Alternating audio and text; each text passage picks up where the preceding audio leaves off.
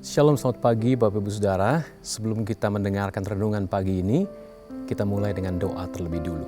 Bapa di surga, terima kasih kami sudah menikmati hadirat Tuhan. Kami rindu untuk mendengar suara-Mu pada saat ini. Bicaralah kepada setiap kami siap mendengar, sampaikan isi hati-Mu. Bahkan dimanapun umat-Mu berada, hamba berdoa, yang letih lesu berbeban berat, firman-Mu jadi jawaban memberikan kekuatan yang baru. Bahkan umat-Mu yang sedang sakit pada bagian tubuh ataupun lemah dalam berbagai hal secara ekonomi, secara mental, letih, lesu berbeban berat.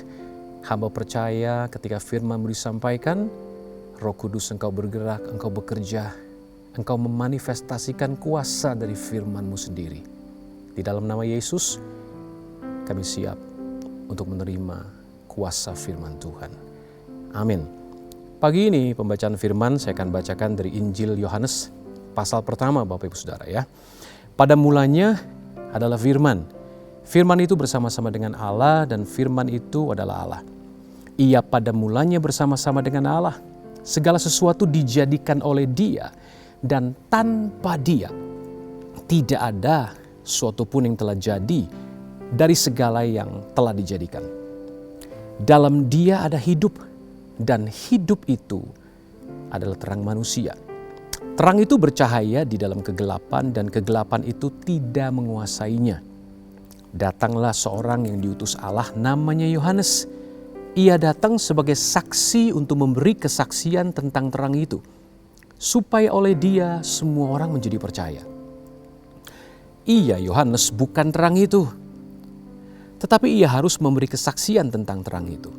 Terang yang sesungguhnya yang menerangi setiap orang sedang datang ke dalam dunia. Ia telah ada di dalam dunia dan dunia dijadikan olehnya, tetapi dunia tidak mengenalnya.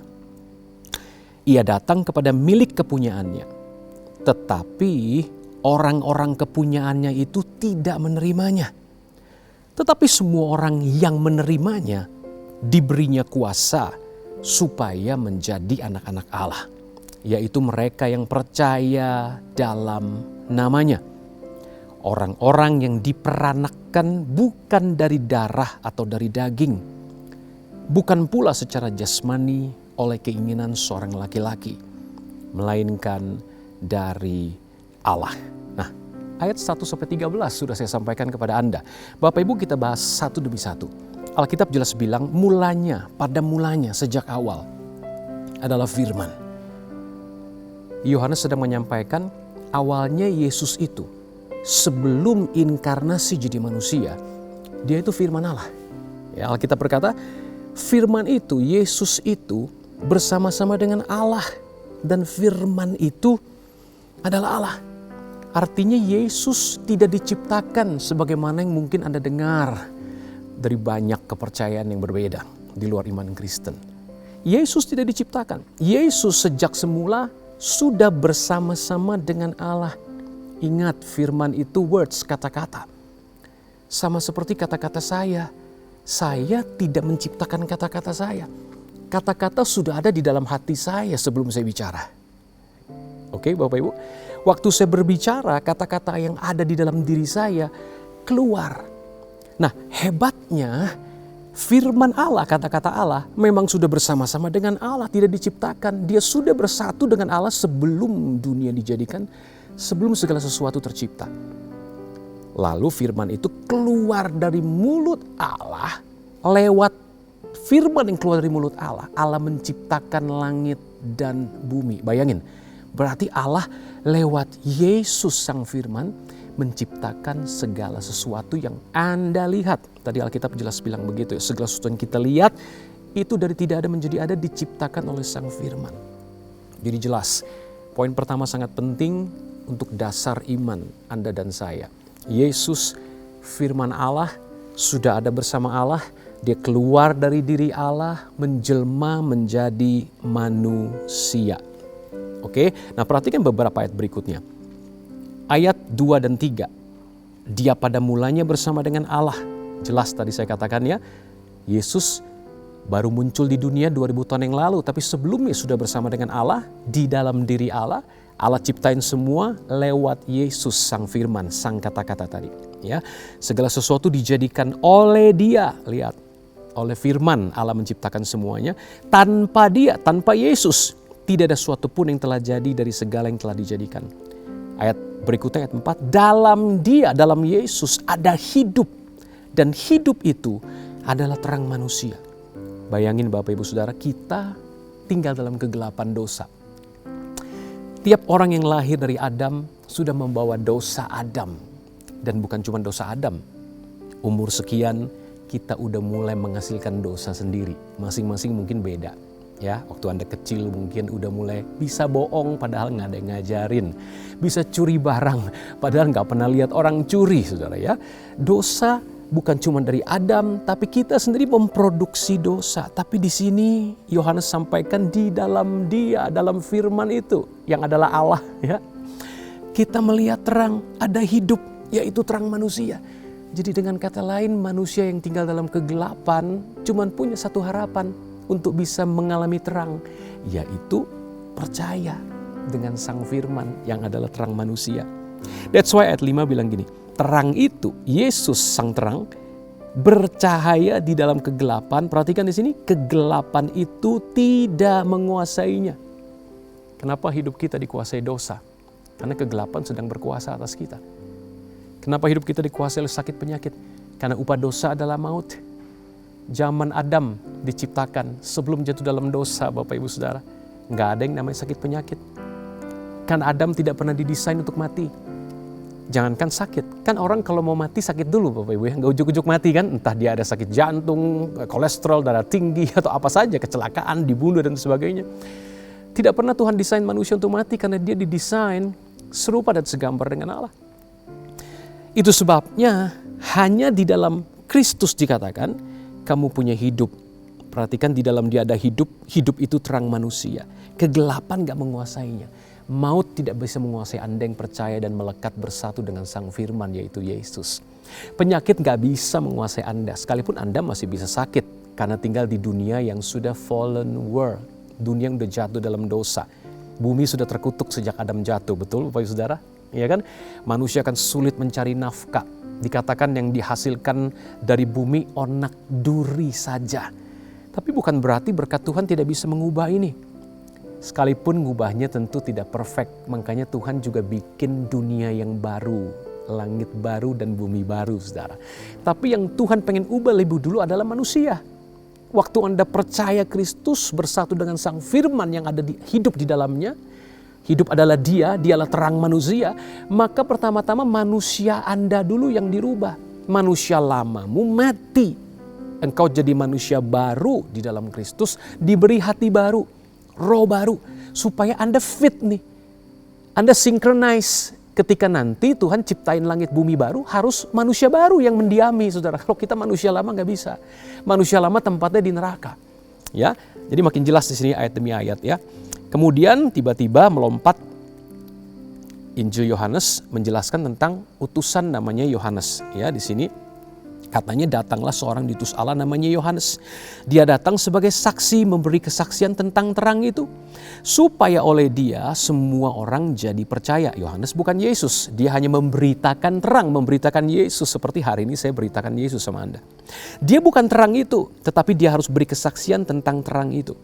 9 katakan gini, ayat 9. Terang yang sesungguhnya Yesus tadi, firman yang jadi manusia, menerangi setiap orang sedang datang ke dalam dunia. Jadi Kristus sedang datang ke dalam dunia dan ini sudah berlalu 2000 tahun lalu dia sudah datang ke dalam dunia. Perhatikan ayat 10. Dia telah ada di dalam dunia. Dunia dijadikan olehnya tetapi dunia tidak mengenalnya. Come on. Tadi saya bilang Allah Bapa menciptakan dunia lewat Allah firman. Yaitu firman yang ada dalam diri Allah. Yaitu Yesus. Sekarang pertanyaannya begini. Dunia yang diciptakan tidak kenal dia. Nggak kenal Yesus. Can you imagine? Dia datang kepada milik kepunyaannya. Perhatikan dunia ini milik dia loh saudara.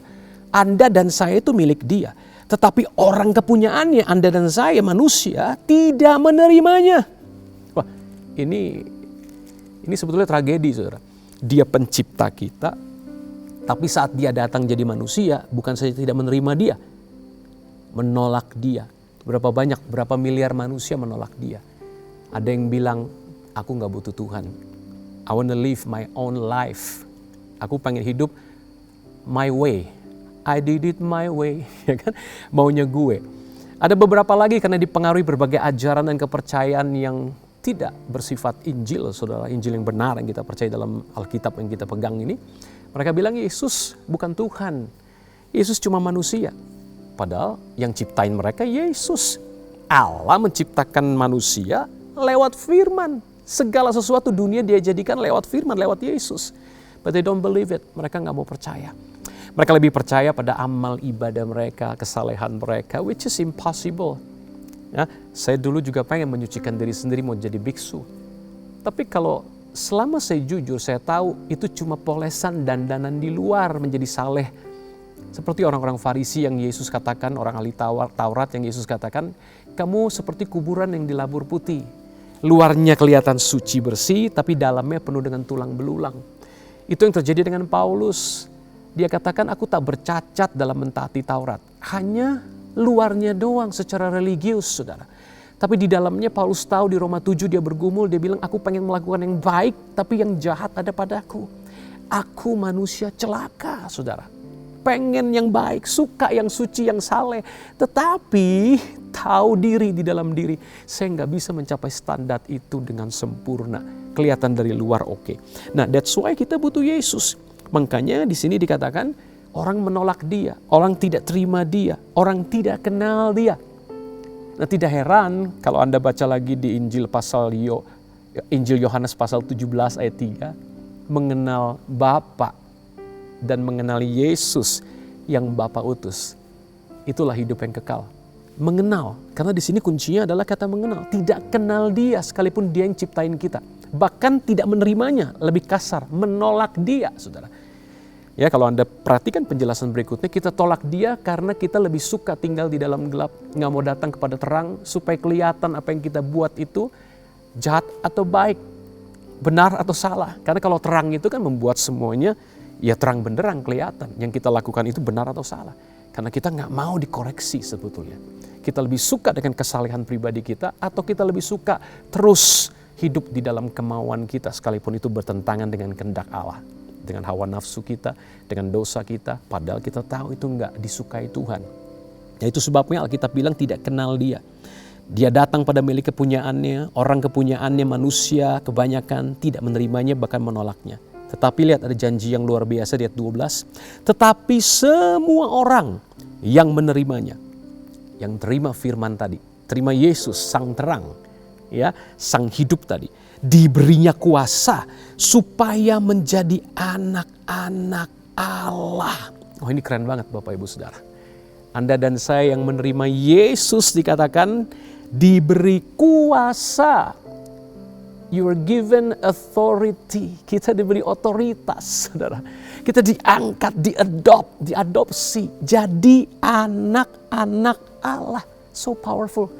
Tuhan tahu. Saudara nggak bisa kenal dia hanya dengan kekuatanmu sendiri, which is beberapa iman di luar Kristen berusaha dengan kekuatan mereka untuk kenal dia, berusaha mentaati dia. Israel sudah coba 1500 tahun dan they fail, mereka gagal. Paulus tahu betul, saya mengerti betul tadi berusaha untuk saleh, saya mau jadi biksu tadi saudara, mematikan keinginan daging saya dengan kekuatan diri saya sendiri, dengan willpower dan disiplin saya, it is impossible. Makanya Tuhan kasih jalan keluar, sederhana banget. What you need, cuma satu. Dia bilang gini, perhatikan saya ulangi lagi. Tetapi semua orang yang menerimanya, you need only to receive Jesus. Terima dia, berhenti dengan letih lesu beban beratmu, kau pikul sendiri kekuatanmu sendiri, beban hidupmu. Pengen berusaha hidup benar, pengen hidup diberkati, pengen sembuh, kau usaha sendiri, pengen sukses, pengen berhasil. No. Receive my son, terima anakku. Receive my words, terima firmanku. Firman itu adalah Yesus sendiri, Allah sendiri menjadi manusia. Maka engkau diberi power, kuasa. Untuk apa? Jadi anak-anak Allah. Perhatikan kata anak-anak Allah, banyak, majemuk. Tiap orang boleh. Ini terbuka undangan buat semua orang yang belum percaya Yesus. Alkitab mengundang, ayo come on, receive Jesus, terima dia. Maka kamu akan jadi anak Allah. Lebih tegas lagi begini, cara terimanya gimana Pak Yogi? Simple. Ayat ini bilang, koma, yaitu mereka yang menerima, mereka yang percaya dalam namanya. Jadi lengkapnya gini, tetapi semua orang yang menerimanya diberinya kuasa supaya menjadi anak-anak Allah, koma, yaitu mereka yang percaya dalam namanya. Wih, keren banget saudara. Hanya percaya. Sudah percaya kepada nama Yesus, nama yang menyelamatkan tadi. Firman jadi manusia, mati buat dosamu. Memberi kamu hati baru, hidup baru. Kamu jadi anak Allah. Tentu dengan diberi hati baru, roh baru, berarti Anda jadi ciptaan baru. Statusmu, identitasmu berubah. Nah ayat 13 menjelaskannya, ini ayat terakhir yang tadi saya baca Bapak Ibu. Siapa orang-orang yang disebut anak Allah ini karena percaya Yesus? Perhatikan, yaitu orang-orang yang diperanakan bukan dari darah atau dari daging. Wih, dahsyat. Saudara, bukan pula secara jasmani oleh keinginan seorang laki-laki, melainkan dari Allah. Tiba-tiba identitas Anda berubah total. Anda disebut anak Allah karena percaya Yesus, karena menerima Dia. Lalu Anda dikatakan diperanakan bukan dari darah dan daging, bukan dari keinginan laki-laki secara jasmani. Tiba-tiba Anda putus hubungan, sorry to say, spiritually, secara rohani, dengan papa, mama, nenek moyangmu yang tadi membawa dosa Adam. Putus, karena Anda tidak lagi dilahirkan dari darah dan daging. Anda dilahirkan dari Allah. Ini yang Billy Graham kampanyekan dalam khotbah-khotbah KKR dia. You must be born again. Anda harus lahir baru, lahir kembali. Tadinya lahir dari mama papa kita yang berdosa, diperanakan oleh keinginan laki-laki, yaitu papa kita, saudara. Ya kan secara jasmani. Sekarang waktu Anda terima Yesus, Anda lahir dari Allah. Wow. Saya mau kasih tahu, tegasin saudara. Saya tegaskan ini. Tidak satu agama pun yang menawarkan ini. Selama Anda hidup dengan agama, sorry to say, kamu tidak akan pernah bisa selamat. You must be born again. Anda harus lahir dari Allah. Selama Anda lahir dari keinginan laki-laki, mama papa kita, diperanakan secara daging, dikatakan darah dan daging. Gak bisa. So cuma satu, receive Jesus, terima Yesus. Terima dia. Waktu Anda menerima dia, perhatikan, ini bukan sekedar kapsul tiket selamat, terus udah gue selamat, terus gue tetap hidup dalam dosa. You cannot. Waktu Anda terima dia, perhatikan Anda diadopsi jadi anak Allah, punya benih ilahi di dalam Anda. Anda diberi hati baru, roh baru, dan kerennya lagi nih, gak ada di agama apapun, roh Allah diam dalam batinmu. Membuat kamu hidup seturut perintah dan ketetapannya. Anda bertanya, kalau gitu berarti kita jadi perfect Pak, jadi bisa taat 100%. No. Tapi Anda di mata Allah perfect 100% karena Kristus, darahnya menyucikan Anda. Tapi dalam perilaku Anda karena ada roh Allah, diberi hati baru, roh baru, Anda hiduplah oleh roh, kata Paulus. Engkau dimampukan mematikan keinginan daging, keinginan tubuh. Tapi sempurna nggak? Enggak. Kapan sempurnanya Pak? Itu sifatnya progresif sepanjang umur hidup Anda. Ini yang disebut sanctification, proses pengudusan. Tadi justifikasi, saudara. Anda dibenarkan cuma-cuma statusmu jadi anak Allah, sempurna di mata Allah oleh darah Yesus. Sekarang hiduplah oleh roh, proses sanctification. Berapa lama Pak Yogi? Seumur hidupmu. Sempurnanya kapan? Waktu sangkakala berbunyi, Anda bangkit dari kubur, Anda pakai tubuh kebangkitan, that's where you are perfect. Di situ Anda sempurna tanpa hadirat dosa sama sekali. Kalau dia datang kita masih hidup, rapture. Sangkakala ditiup, kemudian in the twinkling of an eye, dalam sekejap mata, tubuh kita yang jasmani dirubah sekejap mata pakai tubuh kebangkitan, tubuh kemuliaan, tubuh pengangkatan, saudara. Itu namanya proses glorification, pemuliaan. Barulah kita dilayakkan tinggal di bumi baru, di langit yang baru. Nah, saya berdoa renungan sederhana ini menguatkan Anda, apapun problem Anda anak Allah, Anda lahir dari Allah. Tidak ada yang bisa mengalahkan Allah di dalam hidup Anda. Stay in faith, kita berdoa. Bapak terima kasih, hamba-Mu selesai menyampaikan satu renungan sederhana. Hamba berdoa dimanapun umat-Mu berada saat ini, dengan keyakinan sebagai anak Allah, diperanakkan dari Allah, bukan lagi dari papa mama kami yang bersifat jasmani, yang membawa benih dosa dari Adam, bahkan dosa dari diri kami diputus habis di kayu salib itu. Kami diadopt, diangkat menjadi anak-anak Allah, diberi kuasa, authority, berjalan dalam kehidupan sebagai anak-anak Allah. Identitas kami, ciptaan baru, anak Allah, dan kami berhak atas semua janji Allah. Aku berdoa Tuhan, kuatkan dan teguhkan umat-Mu dimanapun berada, persoalan apapun, sakit penyakit, masalah ekonomi, karakter, ikatan dosa, lepas di dalam nama Yesus Kristus. Karena mereka adalah anak-anak Allah. Terimalah berkat dari Bapa dalam surga, cinta kasih anak yang tunggal Yesus Kristus, dan persekutuan yang manis dengan Roh Kudus menyertai engkau. Sampai Maranatha, Yesus jemput engkau di awan permai, bahkan sampai selama-lamanya. Dalam nama Yesus, amin.